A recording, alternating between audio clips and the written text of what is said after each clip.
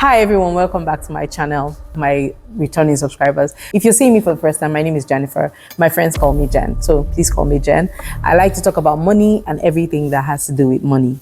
Now, recently, right, a few weeks ago actually, Nigerian billionaire businessman Femi Otedola's daughter, Femi Otedola, and her sweetheart, Mr. Easy, they got married. And we were all oohing and eyeing from the wedding pictures and the videos coming out from the wedding. It was really beautiful to watch. I dare say I would call it the wedding of the decade. It was really beautiful. Now, I was watching everything until I heard Femi Otedola make this statement: money you don't spend is not yours. There's this guy that has been showing me properties in Dubai for the last 15 years. I never bought. I go to Emirates, so I must have looked at least, I'm not exaggerating, at least 70 properties.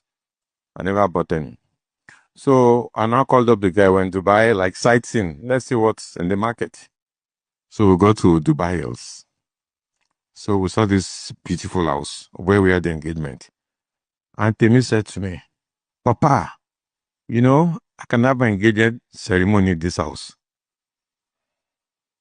Why didn't you buy it?" That's what she said. She doesn't talk much, but very deep. Yeah. So I got home. I slept over it. I said, I'm going to spend all this money on this house. Something else struck me that, come on, Femi, you know what? Money you don't spend is not yours. My money antenna just went up, pam. So while everybody has been repeating this line, money you don't spend is not yours, let's unpack what it actually means and what lessons we ordinary people can actually take from it.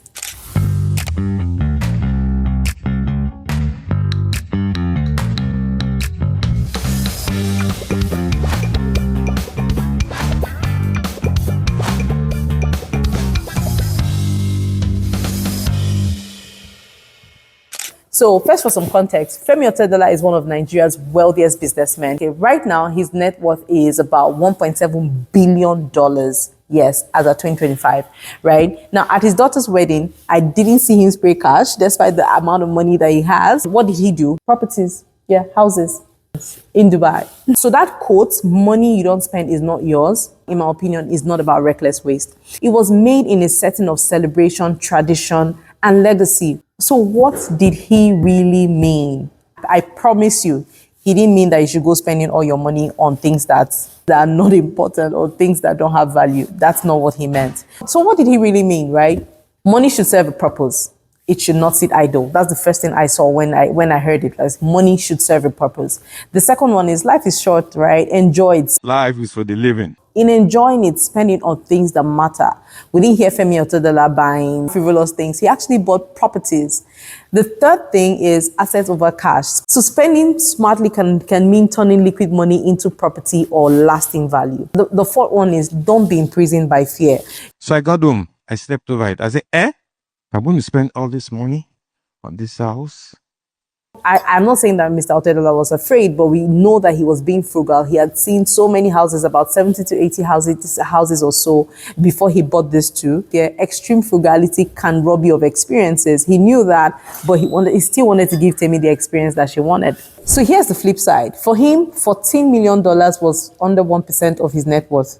Yes, 1% of his wealth. But for the average person, spending 1% of your wealth on a wedding could mean spending $1,000, $5,000. Definitely not millions. If you spend money you don't have, that's basic. That's debt, not wealth. That's where context matters. So for everyday people, money you don't spend is not yours could actually become dangerous if you take it as a license to blow your savings without security.